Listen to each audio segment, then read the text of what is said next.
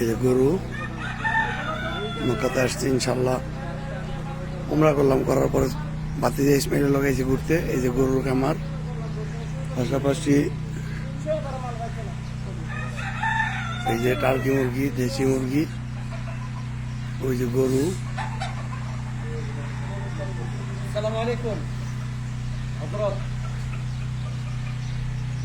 এই যে আমরা বাতিজা ইসমাইলও আছে, জাকারি ভাই আছে,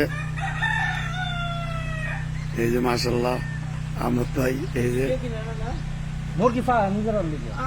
এই যে সবার, এই যে ছাগল, ছাগলের খামার, অনেক বড় খামার এটা, অনেক বড় খামার।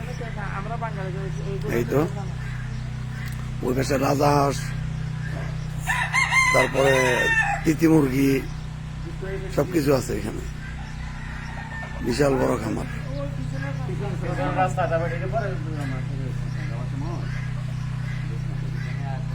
টার্কি মুরগি, এই যে কত সুন্দর একটা ইয়ে দিচ্ছে।